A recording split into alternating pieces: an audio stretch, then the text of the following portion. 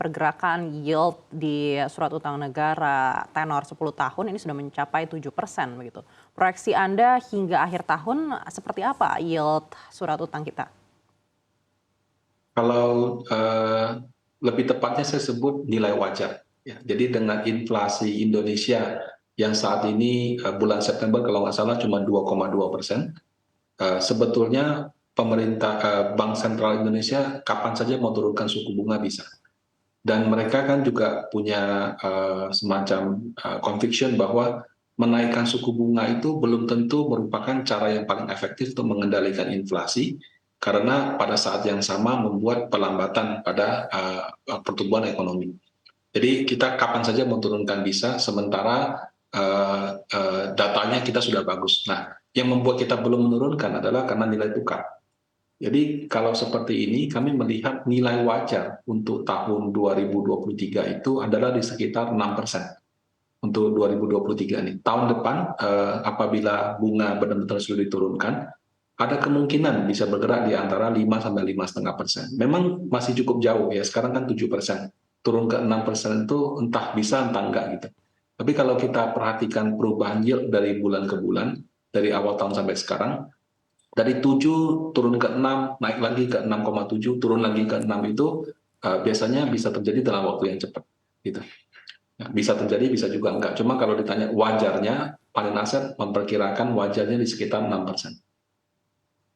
Baik, mungkin kita konfirmasi ulang Pak Rudianto, tadi Anda sampaikan 6% harga wajar yield SPN 10 tahun untuk di tahun 2024? 2023. Jadi 2023 di 6%, 2024 berpeluang di 5 sampai 5,5. 5 hingga 5,5. Tapi kalau kita melihat The Fed yang mengindikasikan higher for longer, apakah menurut Anda ini masih mungkin dengan proyeksi Anda tadi 5 hingga 5,5% di 2024?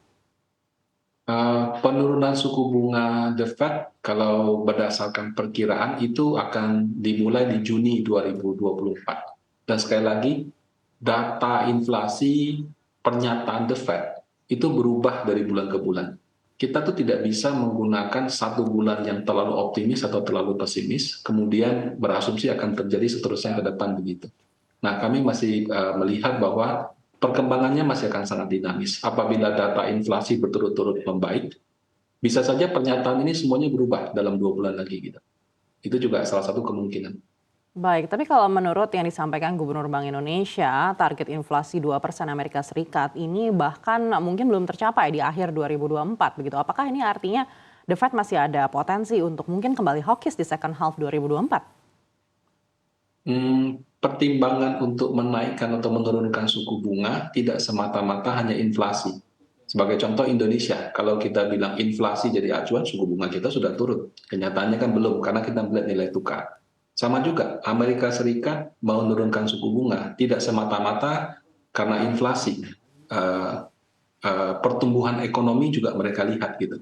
Kalau misalkan karena bunga yang tinggi, pertumbuhan ekonominya terus melambat, atau misalnya akan ada masalah lagi pada perbankan di sana seperti yang dulu terjadi di Silicon Valley Bank, itu juga bisa mempengaruhi keputusan mereka. Karena kalau dengan menaikkan suku bunga, itu akan menyebabkan perbankan susah menyalurkan kredit, kemudian unrealized loss, kalau bank di sana membeli obligasi juga akan semakin besar, itu juga mempengaruhi perekonomian di sana gitu. Jadi sekali lagi, bunga yang tinggi itu bukannya tanpa resiko, at some point dia akan mempengaruhi pertumbuhan ekonomi. Jadi inflasi bukan satu-satunya yang menentukan apakah bunga akan naik atau turun.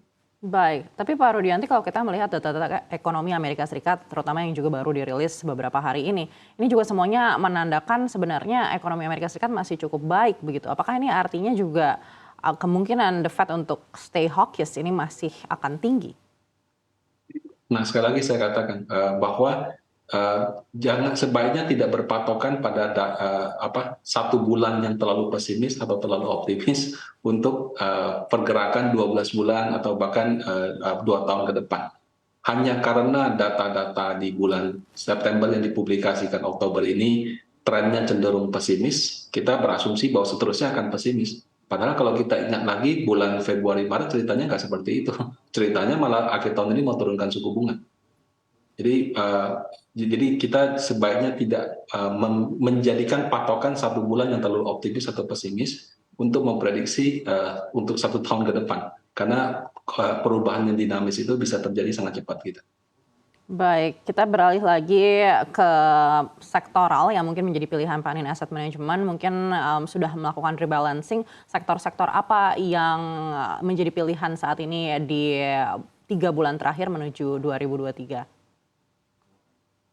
Sebetulnya kalau reksadana fixed income atau pendapatan tetap itu dari awal mungkin sudah Q1, Q2 kami telah untuk porsi obligasi pemerintahnya kami perbesar, dan kemudian jangka waktunya kami juga memilih yang durasinya panjang.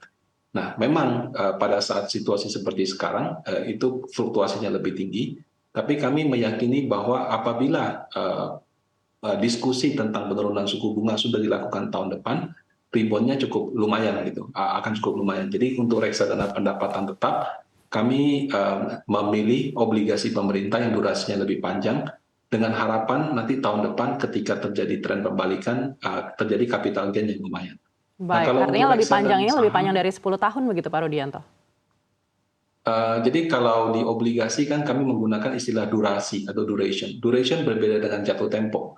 Jadi bisa saja obligasi yang jatuh temponya 10 tahun, durationnya kalau dihitung mungkin sekitar katakan 4 atau 5 gitu. Nah, untuk satu reksadana pendapatan tetap kami yang tahun lalu durasinya di sekitar 6, tahun ini kami sudah jadi 7 sampai 8. Jadi 7 sampai 8 itu mungkin ekuivalen dengan jatuh temponya 15-20 tahun gitu. Nah, itu yang kami lakukan. Jadi kami menggunakan duration. Itu bisa cek di FundFactSheet. Baik, Pak Rudianto, kalau kita mengingat di awal Januari ini para analis cukup optimistis dengan pergerakan IHSG, bahkan ada yang mengatakan di akhir tahun ini IHSG menyentuh level psikologis 7.600-an begitu. Padahal kalau kita lihat di bulan Oktober saja ini IHSG masih terus menguji level psikologis 7.000. Proyeksi Anda IHSG ini bisa menyentuh level berapa di akhir 2023?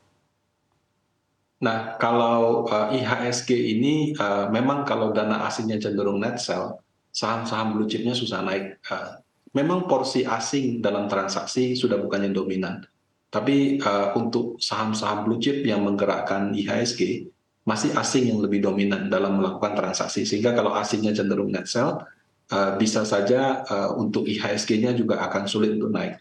Tapi sekali lagi saham ini bisa berubah sangat cepat. Kalau obligasi mungkin berubahnya hitungan bulan, kalau saham tuh berubahnya hitungan minggu atau bahkan hari gitu. Tren yang tadinya negatif jadi positif dan sebaliknya.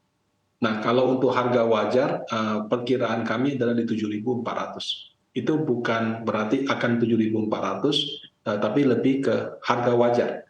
Nah, penggeraknya apa? Penggeraknya mungkin adalah laporan keuangan kuartal 3. Laporan keuangan kuartal 3 itu akan terbit antara akhir Oktober sampai dengan mungkin sampai pertengahan November. Nah, apabila hasilnya lebih bagus daripada ekspektasi, bisa saja itu menjadi sentimen positif bagi saham untuk mengalami penguatan. Baik, dan untuk pasar saham sendiri, sektor-sektor apa yang menjadi pilihan Panin Asset Management? Nah, pendekatan kami dalam mengelola reksadana saham itu lebih cenderung menggunakan value investing. Jadi kami tidak melakukan analisa secara top down, tapi cenderung bottom up. Jadi kami lebih memilih 1-2 saham berdasarkan fundamentalnya. Karena sebagai contoh, dalam perbankan itu ada bank buku KBMI 4, Big Four kita, BCA, BRI, Mandiri, BNI. Ada juga bank klasifikasi yang second liner, dan juga mungkin bank-bank digital. Ketika kami bilang bank bagus kan tidak berarti semua bank kami beli. Jadi kami pendekatannya lebih ke sektoral, lebih ke saham per saham secara individual. Jadi bukan sektor apa atau sektor apa. Baik, menarik sekali Pak Rudianto. Sayang sekali waktu kami sudah sangat terbatas. Mungkin boleh Anda sampaikan terakhir seperti apa ekspektasi Anda di tahun pemilu 2024 nanti akan mempengaruhi pasar keuangan kita? Kalau menurut saya yang akan menjadi perhatian pasar sampai dengan 2024 ini adalah lebih kepada kebijakan bank sentral mengenai suku bunga. Nah, dan bahkan saking besarnya pengaruh ini tentang pemilu mungkin malah kecil bobotnya. Jadi kalau misalkan eh, Bank Sentral telah sepakat untuk sama-sama menurunkan suku bunga, misalnya ya. Mau tahun depan hasil pilpresnya sesuai ekspektasi atau tidak sesuai ekspektasi, menurut saya pasar akan naik. Sebaliknya kalau misalnya Bank Sentral tetap kekeh menaikkan suku bunga sehingga terjadi pelambatan ekonomi yang signifikan, mau hasil pilpresnya bagus pun menurut saya belum tentu hasil investasinya akan baik. Jadi saya lebih melihat tren suku bunga ini akan lebih dominan sampai dengan mungkin kuartal 1 atau kuartal 2 tahun depan.